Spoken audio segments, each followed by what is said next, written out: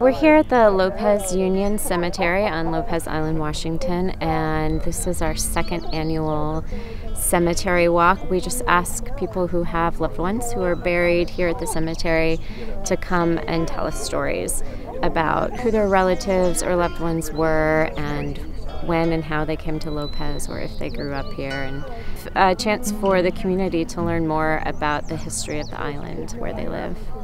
We're very proud of the family, their old family here.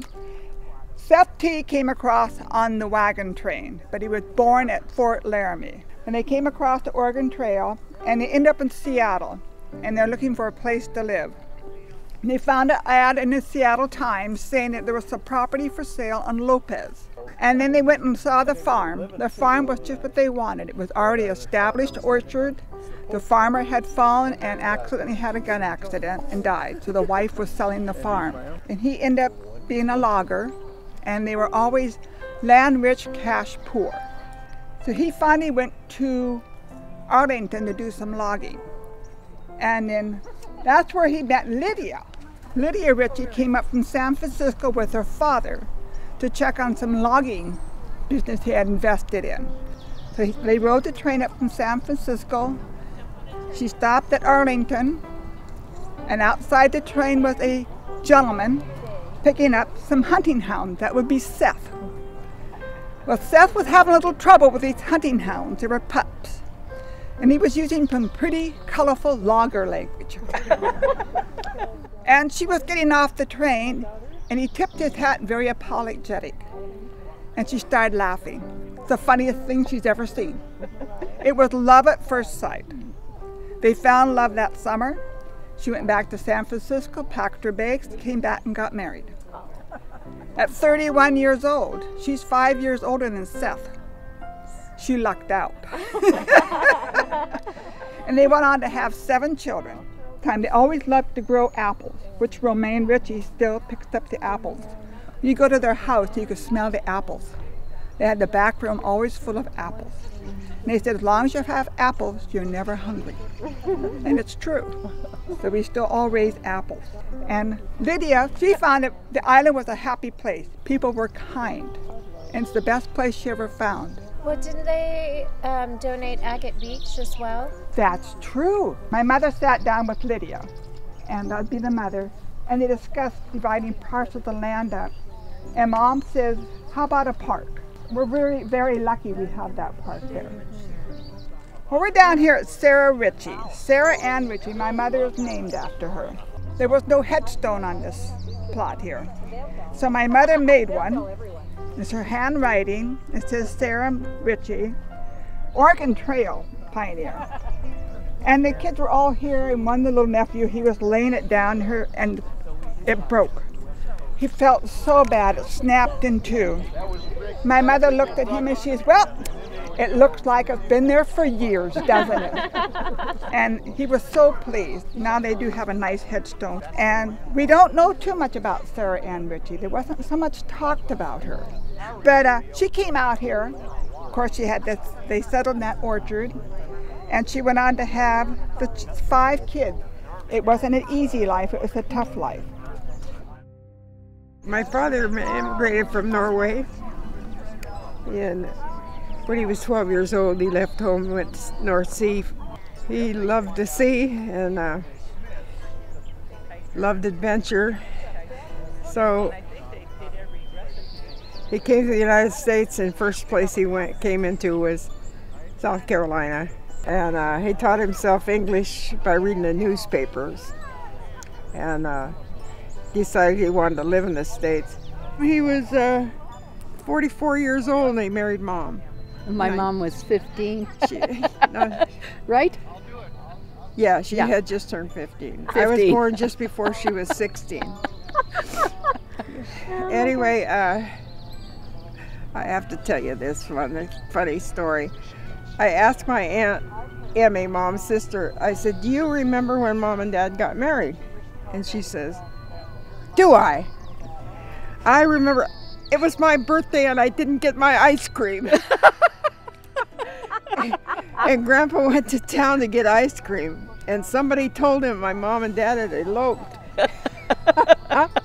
He got in back in the old car and came home, and he forgot the ice cream. Oh my God. That is really... Yeah, they eloped down to Cody, Wyoming. Got married down there. So why did they come to Lopez?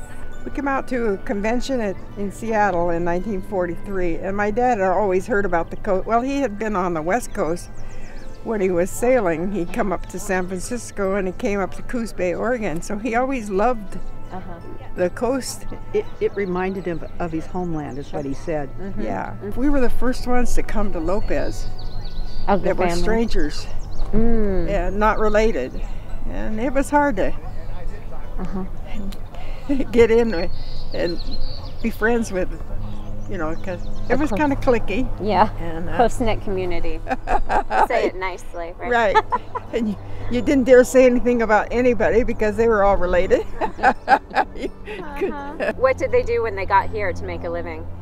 They farmed. But out of all of these, Diane and my brother Marvin and Eddie, who was buried here, Yeah, he died in 1949. they were all born in Montana. But my brother John and I were born on Lopez. We're just down the road, straight down the road. Dad had a big potato garden that was probably 100 feet long. Oh yeah, at least maybe even 200 feet long and 50 feet wide. Yeah. And all the neighbors came.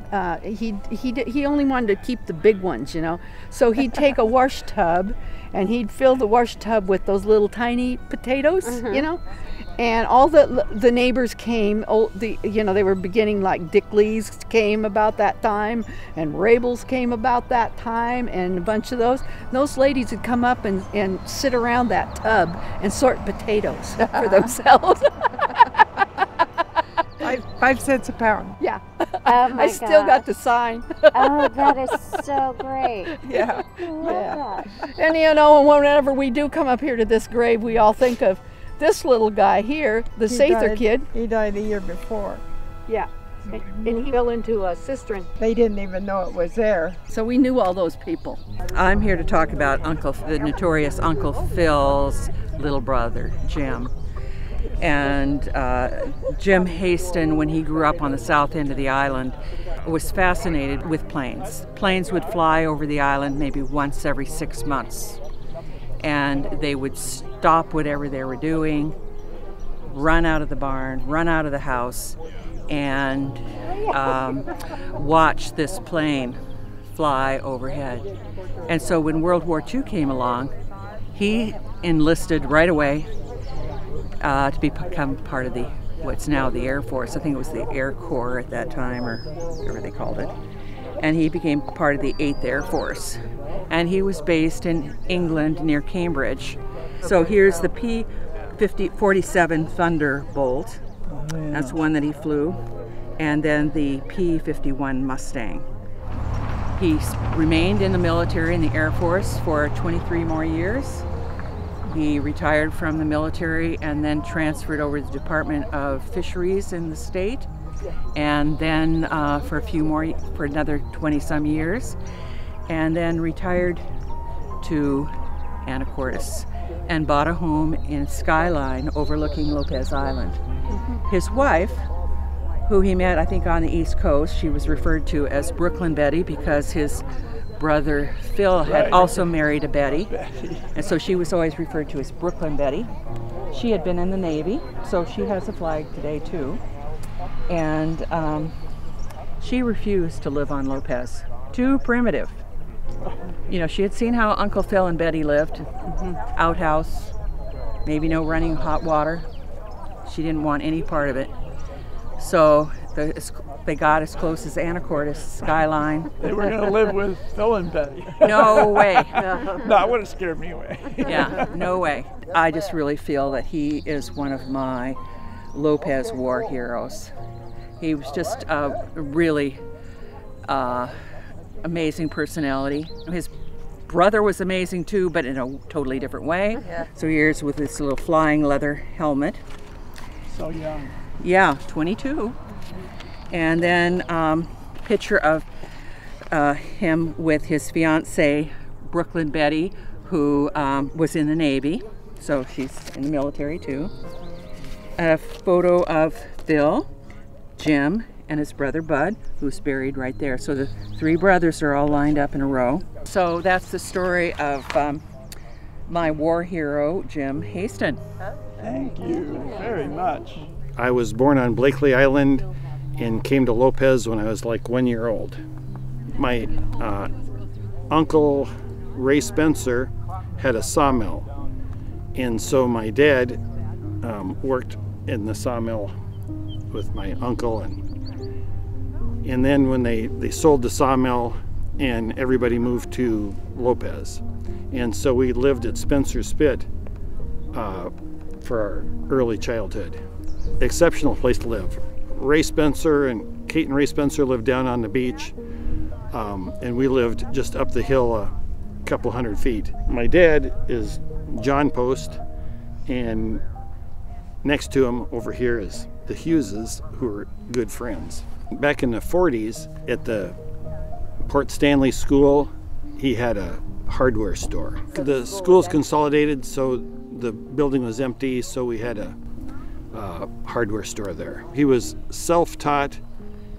You know, he would do like electric, and you know, when I was a little kid, I'd see him. He had the book on how to do it in one hand, and doing the electric stuff in the other hand. We bought a boat back in the early 50s called the St. Anne, and he gill netted on Lopez.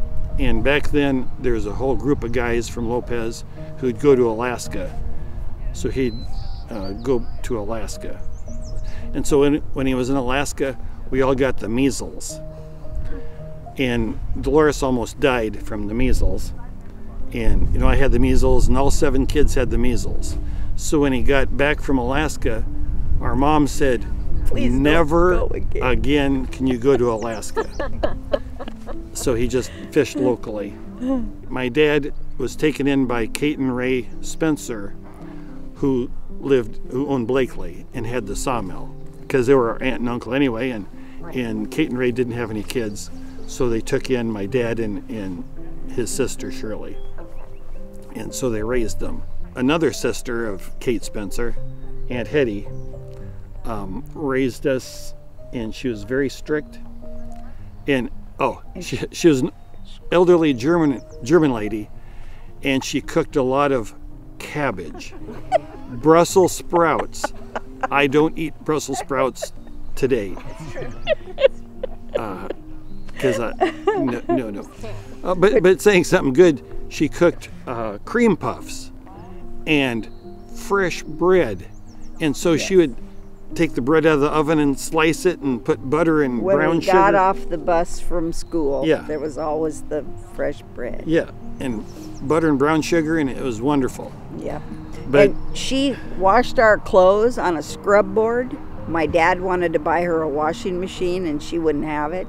So I can still remember her washing our clothes on the scrub board and then hanging them out on the line. And it was my job to go pick them back up off the line. And when it was freezing outside, the sheets would be hanging there, right? And they'd freeze because they're wet. They'd freeze. And so we'd go along and snap the corners of them just for fun. I can still remember doing that. Yeah. So at Spencer Spit, so we had the whole beach to ourselves. Yeah, two kids. It was wonderful. 2 kids on that whole beach. And so from the vantage point of the house, Aunt Hetty could look out the window and see us on the beach because it was up the hill. Yeah. And so it was a great time. 9 people grew up in the house that I live in, and if you drive by my house, you'll think, huh, wall to wall. Yeah, yes, it was. My grandfather, Clifford, his dad, lived on Lopez for a period of time. And so he was a miner, and he told me there is no gold on Lopez Island. I'll just throw that in. Yeah, if there was, he probably wouldn't have told us. But if you go down, and I was just talking to Scott about this, if you go down to Otis Perkins Park, you can find rocks that have all this gold sparkly in them. And every time I find one, I think, oh, my great-grandfather would be so proud of me. But Scott said it isn't gold. Yeah. But it sure looks like it. So he was a good dad. I don't think I ever heard him raise his voice to any of his kids. And a kindling stick. And he never got you with it. He had you by the arm, and you're running around in a circle, and he's trying to get you with the kindling stick, right? Never worked out. So I don't know if it never worked out on purpose or it just didn't work out. But I am Anna and John Matson's granddaughter. And what's your name? My name is Carol Trollness Marr, and my mother married my dad, Harold Trollness, and so she's buried right there. And she is Evelyn Matson Trollness, and she was born on Lopez, so she was born with all of the Matsons were born on Lopez. And he passed away in 1922 when my mother was 10. So my grandma raised my mother and her 2 sisters. I think there were 6 children total, and just 3 of them survived, the 3 girls. And she raised all 3 of them as a widow without any pension or anything else. Just they had chickens and cows and some family and residents, relatives and things that could help them out. So they ended up with my Aunt Elvie living on Orcas, and she happens to be Faith Vandeput's grandmother. And I was just going to ask you about that.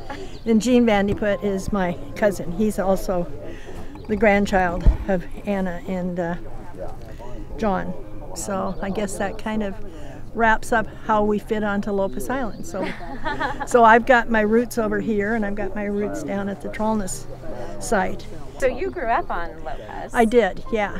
My mother and my mom and dad were often on trying, well, it's a big deal, trying to make a living. And my dad pretty much always fished for his livelihood. And they moved back when I was about 2 and bought the property out near Iceberg Point. And in fact, they bought the house that Ed Norman was born in, which is another island tie. Oh, yeah. But, and then I went from school, started school when we were living there. And then when my mother passed away, I lived out at the Fitzsalmon Bay when my dad was the caretaker of all of that, and eventually ended up, when he bought the Trollness family place from his brothers and sister. So that's the McKay Harbor Inn? That's the McKay Harbor Inn. But, yeah. So your father bought that from Yeah, he bought it from his siblings, because my grandparents arrived there in 1912 and bought, there was 72 acres that was involved there. Richardson's store used to put out those calendars every year that was an aerial photo. And unfortunately, over the years, I'm not too sure who in my family ended up with them, but I don't have them, but they were wonderful. Yeah. You said your mother died when you were how old? I was 8. You were 8? Yeah, she died of breast cancer when I was 8. Oh my gosh. So she was 38, and I kind of last year I had a hard time finding it because I'm looking around, and she was a reserved, quiet person, so I think that having the flowers there are just fine. Would have suited her. Yeah. My grandfather Matson, he built the Hodemaker's house, which was a Weeks house. In fact, it was where Merrill would grow up. Now my grandfather built that. He built the Ted Ritchie's place. I don't know who had it before, but the one across from your grandmother's place that's still standing, just barely. Okay, yeah.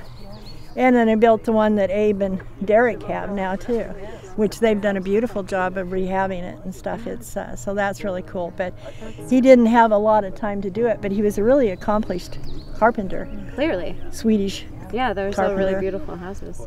I'm Colleen Weeks. My Lopez family is Weeks, Davis, Hutchinson, Blake, all of them. Oh yeah, a lot of them. A lot of them, Truxells, yeah.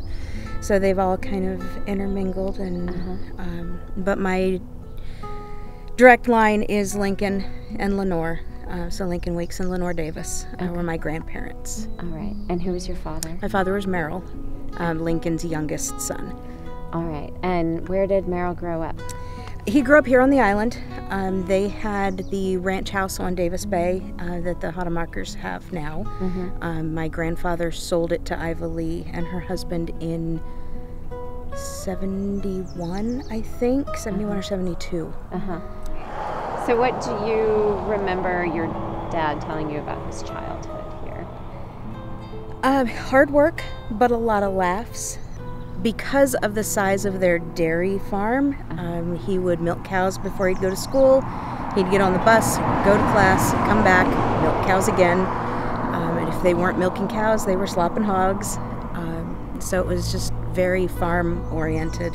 He said that also there were evenings and times that he would get together with his friends, and they'd go out and on the trucks and go rabbit hunting, and they'd be driving around with the lights on, and then all of a sudden they'd see the rabbits and they'd kill the lights, and everybody would just kind of scatter off the truck and off the running boards and trying to catch all these rabbits to take home to eat. Oh my gosh. Lincoln was the son of Oscar Weeks and Henrietta Blake. Okay, that's where the Blakes come in. Yes, that's where the Blakes come in. All right. And Oscar was the son of Irene and Lyman. Correct, yes. Who were some of the first people to come to live. Well, her brother was her brother was Hiram Hutchinson. Okay, and so they came. When did they come? They came around 1874. Okay. What do you remember of Lincoln when he was older? What kind of person was he? He was a man who would give you the shirt off his back. If you were in need, he would give you whatever he had. He was such a kind and gentle soul, but funny. He had such a sense of humor. The homestead house that Vortex is in now, Oscar built. He built that in 1899 or 1900, right about the time Grandpa was born. Okay. That was the house that Grandpa was born into, and so he lived there until he was about 14. And then in 1914, Irene, because it was all her property, she divided it at the road between her son Bertram and then Oscar. So Bertie got everything south of the road, and Oscar got everything north of the road. Is that why they traded houses? Yes. Oh my gosh. I didn't know that was why.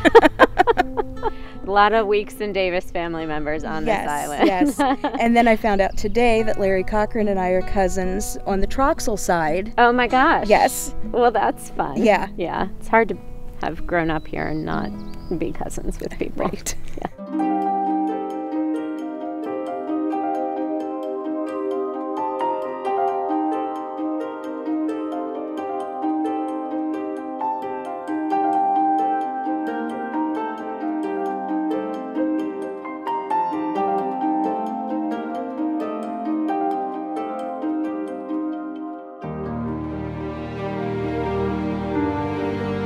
There's many thousands of years of Indigenous history, followed by about 170 years now of settler history. And some of our earliest settlers came in the 1860s. The islands had just become officially part of the U.S. in the 1870s, and so more and more settlers were coming here, and homesteading and the fishing industry was just about to get started. So it was an interesting time to be living on the island.